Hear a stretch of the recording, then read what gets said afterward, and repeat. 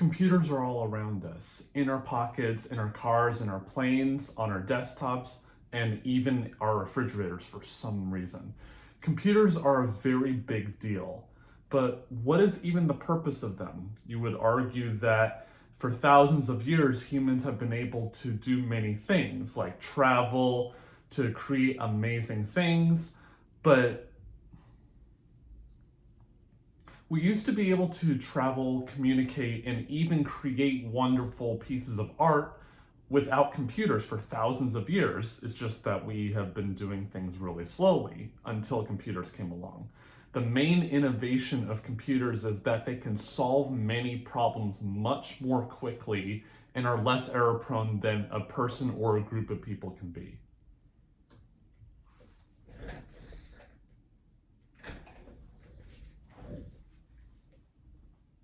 There are so many opportunities for anyone in computer science, such as app development. If you want to make an app, there are many tools available to do that. If you want to make a website, there are a lot of tools to do that. If you want to manage a database, if you want to be a network engineer, if you want to be a security researcher, there's so many different things that you can do in computer science. Based on the large interest of pursuing a computer science degree, there's an important question that we really should be asking, which is there something that underpins all of the amazing things that we can do in computer science? Is there some fundamental link between all of these different things? Is there a fundamental link between all of these different sub-areas of computer science? And in a way, there are actually several, but one that most people will willingly accept is theoretical computer science. So in this video, what we're going to do is we're going to take a shallow but an important look in this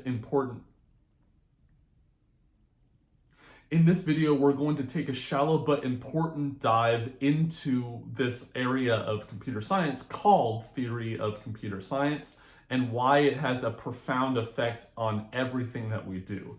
In effect, theoretical computer science is just a way of providing an abstraction of some problem and trying to understand the behavior of what that abstraction is.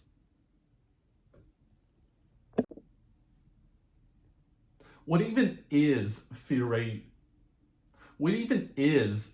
of computer science? Most people, when they hear the word theory or math or proof, run away in sheer terror, and in a way, I can't blame you. We have done a very terrible job, we professors and communicators, in terms of explaining technical aspects to a general audience. And that's what I'm going to try to rectify here today. This type of material and reasoning is much different than anything else you might encounter, such as programming. This type of material and reasoning is much different than anything else that came before or after. This type of reasoning is much different than things that you might be used to, and there isn't really a simple way that is very elegant and explains any possible approach to solving a problem, at least from what I've been able to find.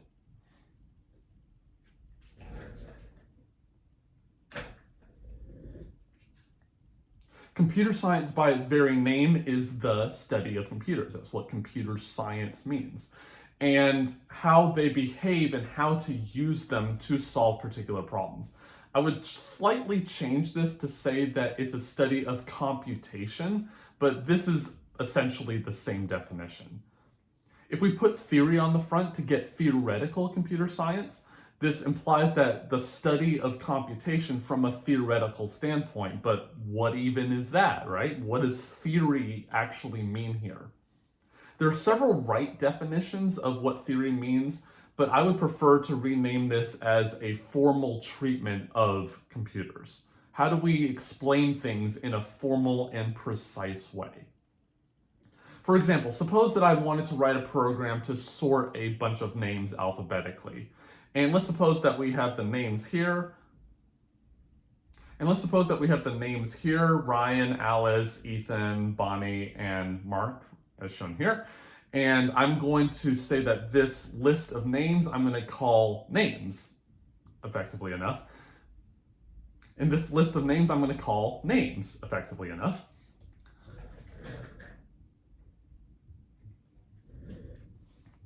If we're dealing with just these 5 names and no others, then clearly we can sort these names by hand, as we can do here. We can move the names appropriately around, and it's really easy to do.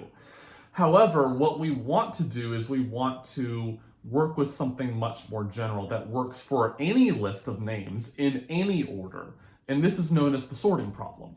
And as you might expect, there are many different solutions out there. There are many different kinds of sorts, like bubble sort, quick sort. But the point is that there are many different solutions to this problem.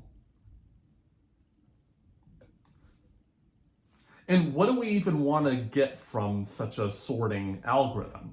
What do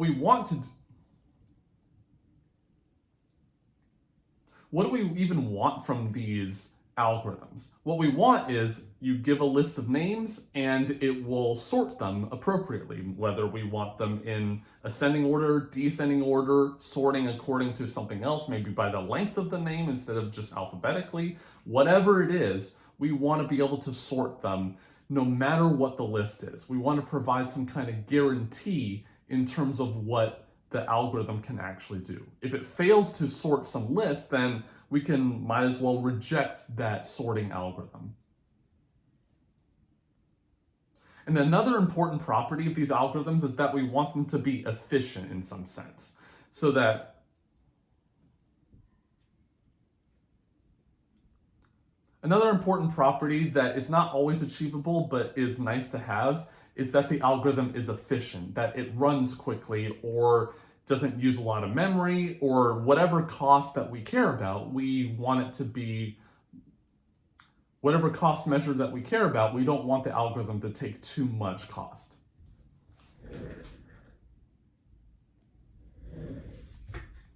So where does theory actually fit in here? What we want to do is to not only do we want to prove that the sorting algorithm actually does the correct thing, but also to formally analyze the behavior. Why would we even care about doing that? Because we want to formally guarantee that the algorithm does the right thing. Because in this world of mis and disinformation,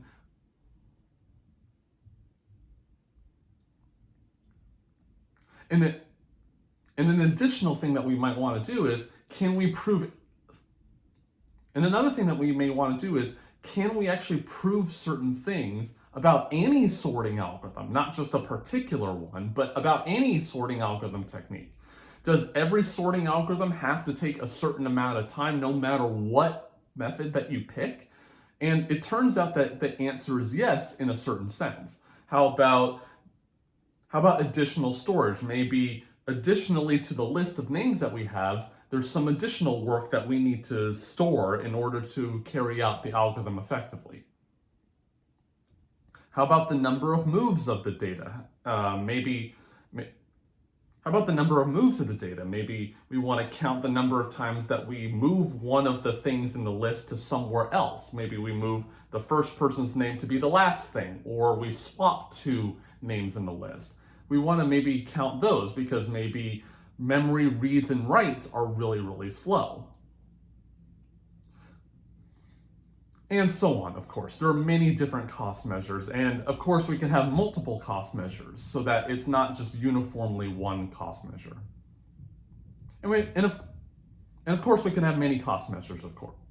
And of course we can have many cost measures, such as we can measure the time and the space taken. And of course we can have many cost measures, such as the amount of time taken as well as the number of swaps that are done, or any combination thereof.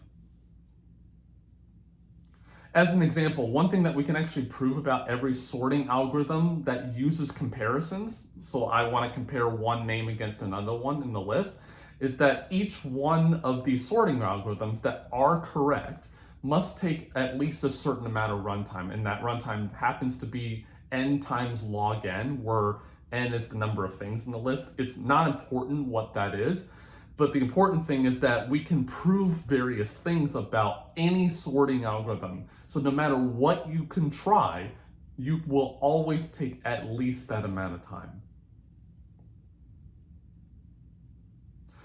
And then another important thing, which I'm not going to address here, is that these kinds of, and another important thing that I'm not going to go into detail here about is that these are worst case guarantees, so that the algorithm in the absolute worst case is going to perform pretty, and in the worst case, these algorithms are above a certain measure. And in the worst case, these algorithms are above a certain line in terms of how long that they take. In some cases, you can actually do better. So like if you have a list of names that is already sorted, then you can just blast right through it and check immediately that it's already sorted. You don't need to take any more than that amount of time.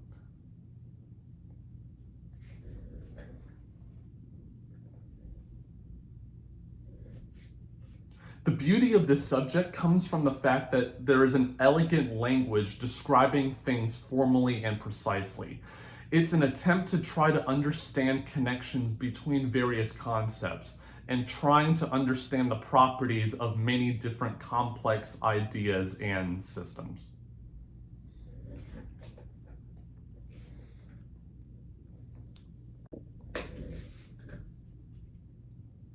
It's important to be able to highlight the need for formalism and precise communication. Because in a world of mis and disinformation, we need to be crystal clear about what we're trying to communicate. If we leave out even small details, it creates a chance for misunderstanding and mistrust. So here's an example where impreciseness can bite us in the butt. So suppose that we're trying to build a social media app,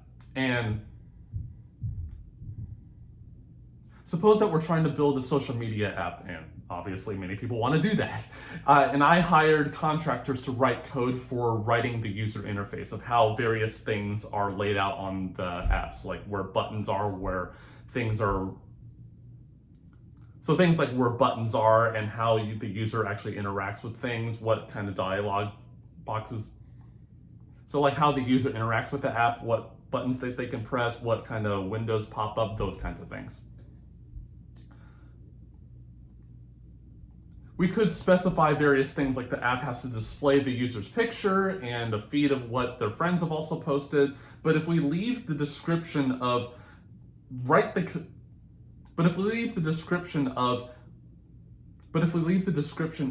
you just have to write the user interface for this particular app. But if we leave the description as is, just write the description. But if we leave the description as is, just write the code for this particular user interface, then the person who's writing the code can make any kind of decisions that we want. So that you may, as a company, be getting this user interface back that you might not like at all, and then now you have to start from scratch because you didn't write things precisely.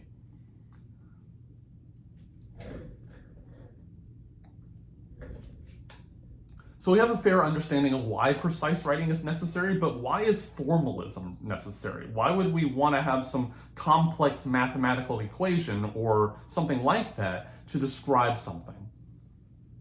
Even though I personally practice mathematics and computer science in conjunction, and I do this for a living and I write things like this for a living, I even say that it's unnecessary a lot of the time. So why would formality actually be needed then? There's actually a very simple reason why. Some claims are just not true under different circumstances.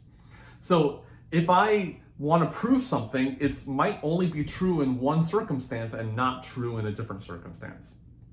And if ambiguity is left up to the listener, then they may actually believe the claim in the untrue circumstance, but not the true one.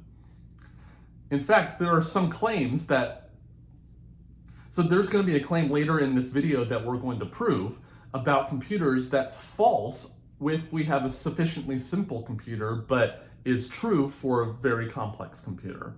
So it's very important that we are formal in what we say, in that we write exactly what the scenarios that we care about is. And that it's very important that we understand and communicate exactly what we're meaning here. I will mention one example of an important problem that is easy to understand, but is still profoundly intractable to solve. By intractable, I mean no one knows whether or not we can solve this particular problem yet. For those who already know how to write programs, feel free to skip to this time, but I'm just going to give a short introduction to writing pseudocode. But I'm going to give a short introduction to how to write various programs. For those who already know how to write programs, feel free to skip to this time. We want to be able to control computers and have them solve problems for us, obviously, and as efficiently as possible. Simply put, what a computer is just a bunch of different instructions that I, or really anyone else, can write into the computer, and then the computer executes those instructions. And each of these instructions is just a simple operation, like I want to add two numbers together, or I'm going to store a result into some variable. And each of these instructions is something really simple. So like I can add two numbers or multiply two numbers or change the name of something. Each of these instructions is very simple. So like adding two numbers or storing some value somewhere, those kinds of things, really simple things to do. And the goal, of course, in solving any problem is to find out what instructions to write and in what order to do them. And the goal, of course, in solving any problem is to figure out what instructions to do and in what order to do them. And another goal, of course, that we may want to consider is how many of these instructions we're going to do, what is the total number of instructions that are executed, because we may execute some of them multiple times, how many times we're going to be storing things, lots of different things that we might consider. So I went to the side here. So here's an example program. And what we're going to do is we're going to show that this is one of these intractable problems and one of the things that is profoundly intractable about this is that look how short this program is. We have no idea whether or not this program is going to stop. And by stop, I mean hitting this line right here, which says that the result is a counterexample. The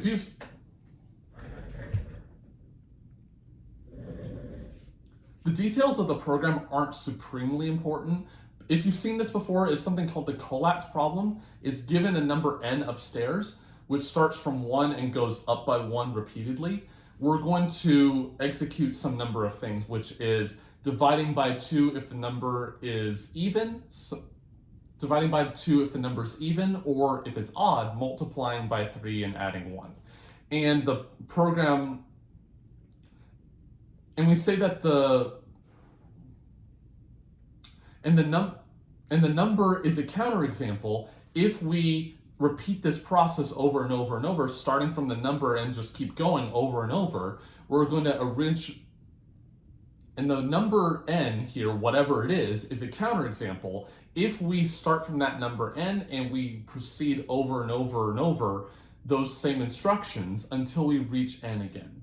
Technically, I should be more precise here and start the loop at 4, because it turns out that if you start at 1 and you go up to 4, then go back down to 2, go back to 1, go back up to 4, and so there is a cycle of numbers there, but anything larger than 4, we don't know whether or not that there is a counterexample.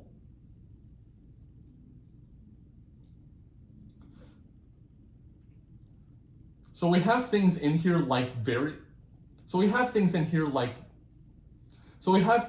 called variables, and variables are just placeholders for certain data. So this n variable up here is representing holding a particular number, and this scene here is representing holding a collection of numbers. It's not important necessarily and it's not important what the collection actually is, but rather that we're just holding a bunch of numbers together.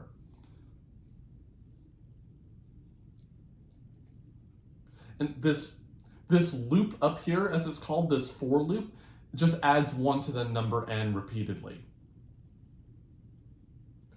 And the while loop in here is just saying repeat all of the stuff inside of the while loop until the condition right here next to the while loop ends up being false. Namely, in this case, when the number that we're caring about reaches 1. So once it reaches 1, then we say that number is okay, but we don't, in principle, know how long that's going to take. So we use a while loop because we don't know how long it's going to take.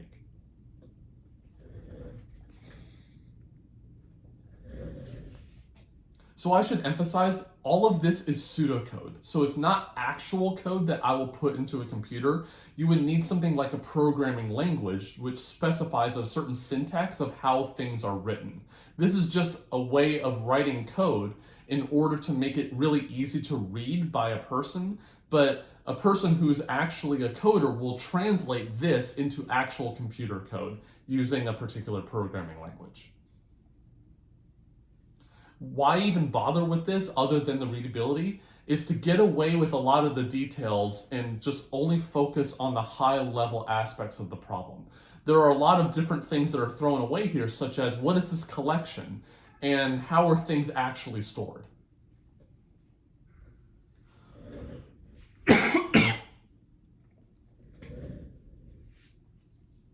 There's a famous mathematical conjecture called the Collatz conjecture, which effectively says that this program will never stop. That this program will never stop, namely this line about finding a counterexample will never be encountered. I should actually say for completeness that this program is actually not complete. I should say for completeness, this program is not actually totally precise because in principle, it's possible for a number to go off to infinity, just keep increasing over and over. Well, technically that's not true because it has to dip down every so often, but overall, the trend is going to infinity. This program is only checking whether or not there's a cycle of numbers, which it will find if there is one.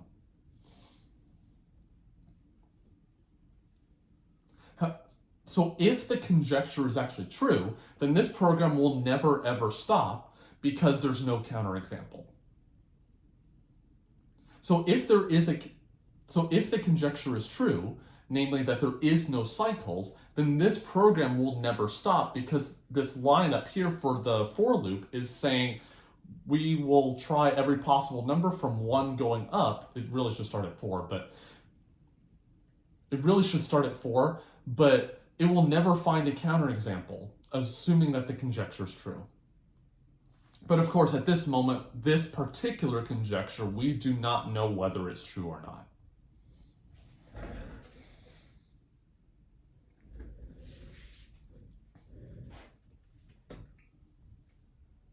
Many other famous unsolved problems that there are many other famous unsolved problems that can be phrased in pseudocode like this. In fact,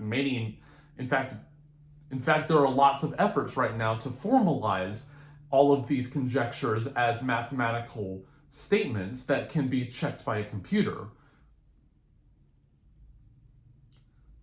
But the important thing is that they can be phrased in this. The important thing is that they can be written in this pseudocode style. And if a counterexample is found, then the program stops. And if there's no counterexample, then the program runs forever. So one can reasonably ask, one would reasonably ask, is there some kind of program, some mystery program right here that we can feed in some random program that corresponds, let's say, to a mathematical conjecture, feed it in, and this magical program will just tell us immediately whether or not the program over here will eventually stop without actually having to run it. Because if we run it, and if it's just taking a really long time, we may not know for sure whether it's going to actually stop or not. Is there some magical utility that will automatically check that for us? And one thing that's actually important here is that the Collatz conjecture is solvable. We don't know whether it's true or false, but we know that it is solvable. So it's either the case that the conjecture is true or false. We do not know which one of those it is, of course, but it's one of those. It's not, the trueness of the conjecture does not depend on our ability to prove it. The conjecture does not depend on our ability to prove whether the conjecture is true or not. The conjecture is true or false regardless of our ability. All that I'm asking here is that is there a utility that, given any program, not just the Collapse one, but any one at all, can be fed in over here and can be checked whether or not it will stop or not? It would obviously be great to know that. Let's call this the halting problem.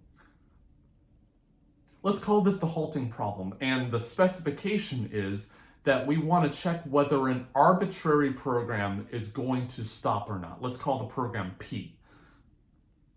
I claim that this problem is not solvable by any computer. It does not depend on your cleverness to solve the problem or not. There's a small asterisk here about what a computer actually means, what a computer program actually means, but most reasonable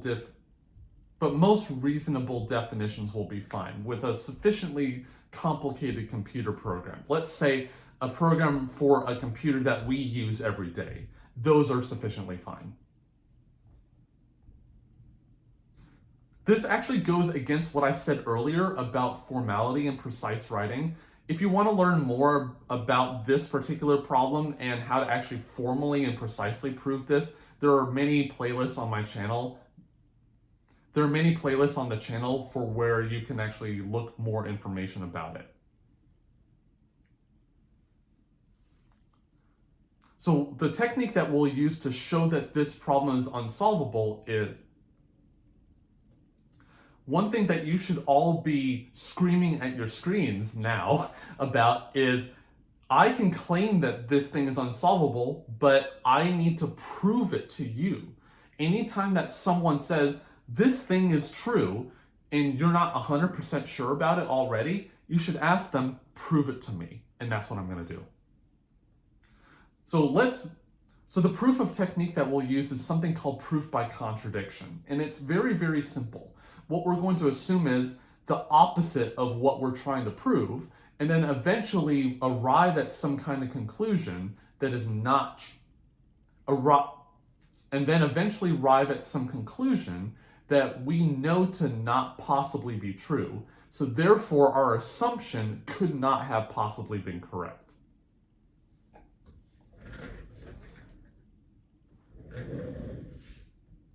So let's assume that the halting problem is solvable, and let's call the machine that solves it H. We have no idea what H does internally, but externally, which is all that really matters to us, is it gets fed a particular program and it will spit out whether that program stops or not. That's all it can do.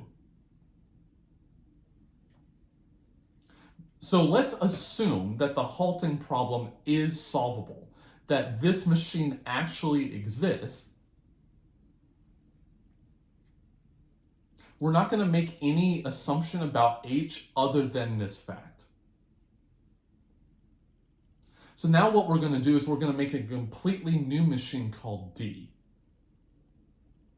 And whatever D does, it accomplishes some task. But the important thing is that D exists only if H exists. So then what we'll show is that D cannot exist, and so therefore H couldn't have existed.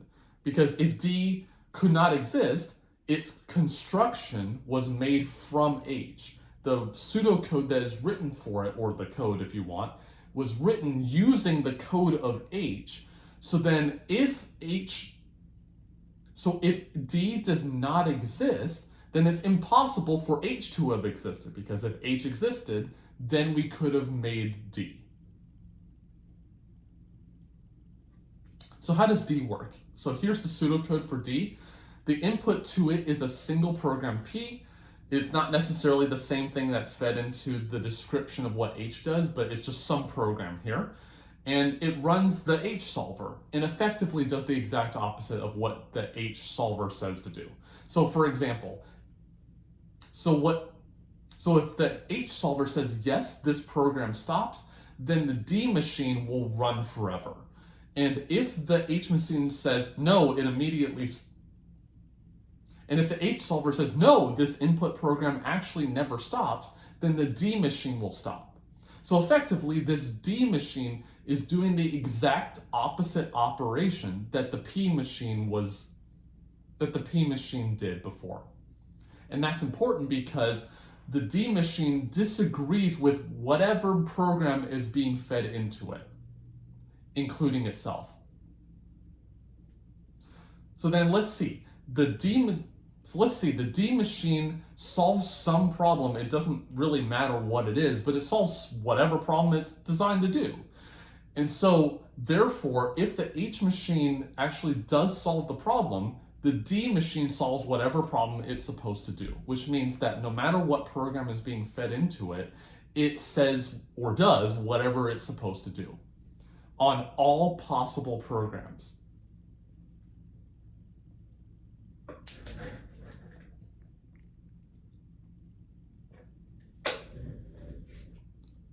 Notice that whatever problem that D solves, it depends on whatever code H has. The important thing also to realize is that D itself is a program. So therefore, the D machine must answer the correct thing if D is being fed as source code into itself, because D itself is a program.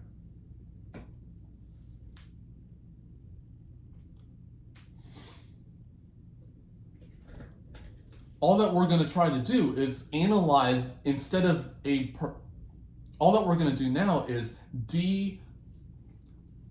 one thing to observe is that D takes an arbitrary program, but what we're going to do now is just analyze what D does on a specific program, which is itself, because it has to answer correctly on every possible input. So if it happens to get the answer wrong on itself being provided to it, then we can claim that D cannot possibly have solved the problem, which is a contradiction.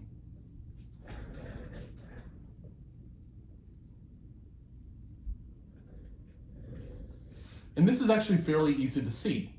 So let's examine what the two possible behaviors are. Looking at D source code, all it can do effectively is run forever or stop. So let's analyze what D does on itself. Well, if it stops, then that means that the H solver said the exact opposite by D's own source code. And then that means that the H solver says, you ran forever, and so therefore D runs forever on its own input, which doesn't make any sense because we assumed that D actually does stop on his own script. We assume that D stops on his own source code. And we just arrived at the conclusion that D does not stop on his own source code. And a similar contradiction can be found if we analyze when D runs forever on itself. H must say the exact opposite, which means that we get the exact opposite conclusion.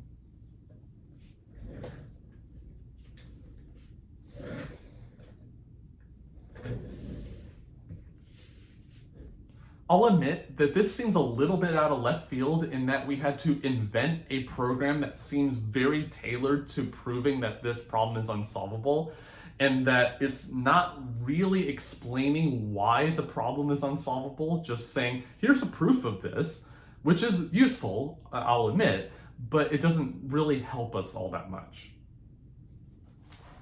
Another important aspect is most people when they're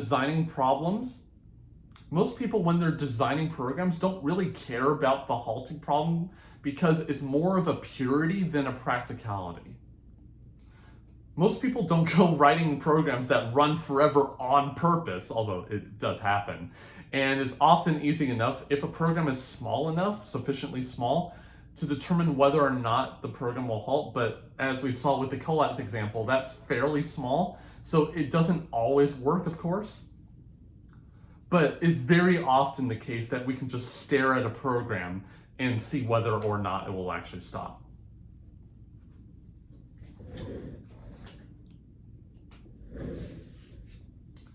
These are all fine assessments and very true to them. These are all fine assessments and they're all very true, but I have two small rebuttals. The first is that there remains no solver for all programs, so that there is no way to prove correctness since it cannot possibly be done for any program. The first is that there remains no solver for determining whether any program will halt for all programs. The first remains that there's no solver for all programs, so there's no way to prove correctness of all programs because you can't prove because you can't even prove whether programs will stop, much less prove that a program is correct.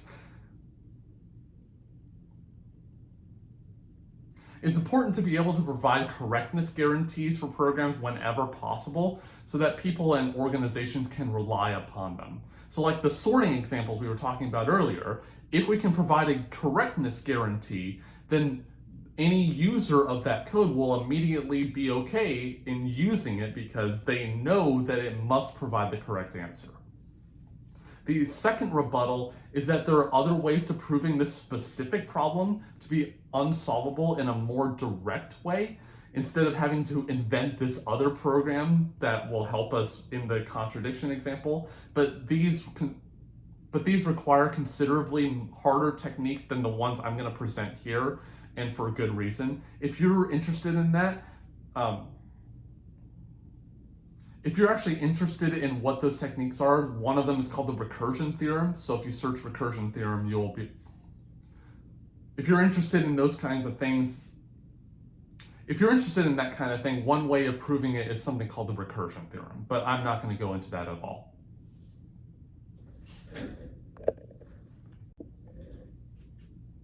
Let's take a small diversion for a sec. Which will seem unimportant, but it turns out to be very profound. The natural numbers are the integers 0, 1, 2, 3, etc. And the real numbers are any number at all, so just like 7 or pi or square root 2 and anything else that you can think of. So I'm going to briefly sketch why there are far, far more real numbers than natural numbers. There are tons of YouTube videos that go into all of the gory details of why there are more real numbers than naturals, but I'm just going to briefly sketch it. The technique is called Cantor's diagonalization argument, and the basic idea is that if there weren't more reals than natural numbers, then that means that 0 corresponds to something, 1 corresponds to something, 2 corresponds to something, etc. And the diagonalization argument, what it does is it manufactures a new real number that cannot possibly have been on that list before. So it's effectively a proof by contradiction in a similar way to showing that the halting problem is unsolvable, but applied to numbers instead of programs.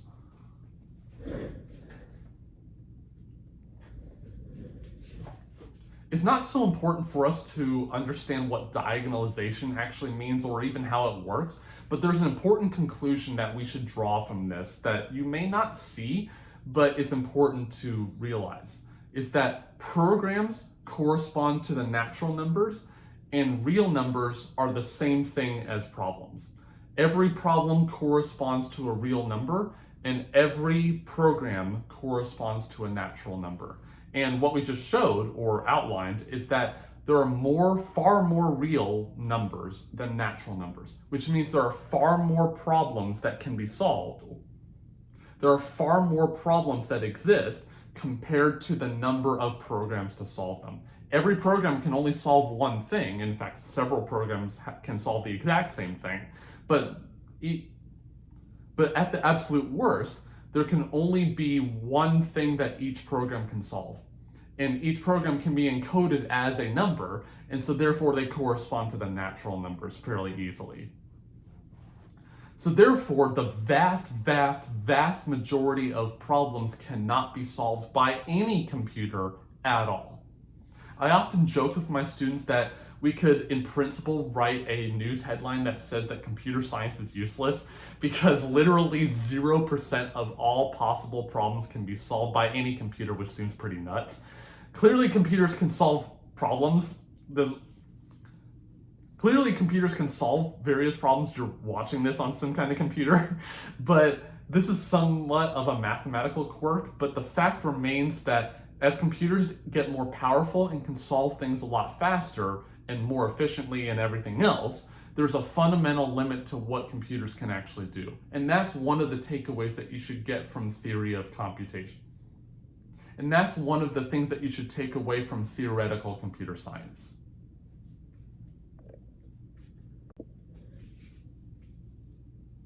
So how do we even deal with all of these unsolvable problems? So how do we even deal with all of these unsolvable problems, right? I actually have 4 different ideas that you can do, and you can probably think of more than me. But the first one is, let's just give up. Forget about all of this. Forget computers, forget everything. Let's return to agrarian society, forget computers, which is obviously the least good possibility, but it's there. But it's there. We've survived as a species for many, many, many years without the use of computers. We can clearly do it just fine, but the problem is that that's completely infeasible. The second thing is just to deal with it. There are some programs that are just going to run forever, and let's just deal with it whenever possible. Maybe if a program is just running too long, we just kill the program immediately. And maybe we won't get all the results that we want, but we will get something at least. For example, every single printer that every single printer out there has something called a daemon process, which is a program that runs forever. For example, if you want to print something, the printer has to be on all the time waiting for print jobs to come to it. So it needs some kind of thing that runs forever. Or if you think of a stoplight, it's got to run in principle forever, and there's no real terminating condition of the program. So programs that run forever are just going to be dealt with, and that's totally fine. It's just that we should be aware of them. The third possibility is to rephrase the problem in that maybe we only need to deal with a subset of the program. So one example for the halting problem is maybe every program we will ever see for the thing that we're interested in uses only, let's say, 10 megabytes of data. Well, then it turns out in that case, the halting problem is solvable because there's a fundamental limit to how much the program can actually do. And the fourth thing is to give up on the idea of exact guarantees. Because there are some things that maybe we can be a little bit imprecise and get things to be solvable again. So one example is that you've undoubtedly used some kind of map.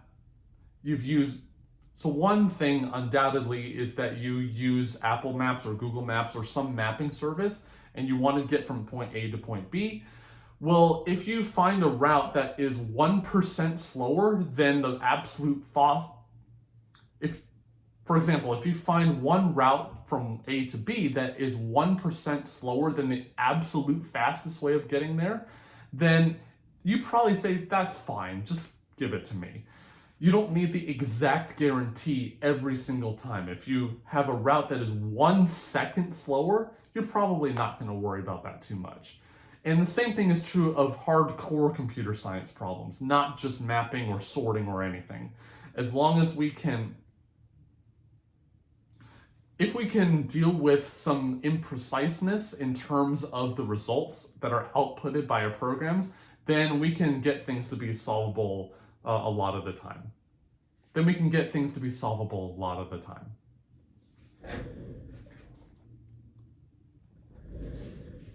This is not to say that unsolvable problems are unimportant, but rather that they needed to be handled with care. And by the way, why do we even bother doing anything with unsolvable problems?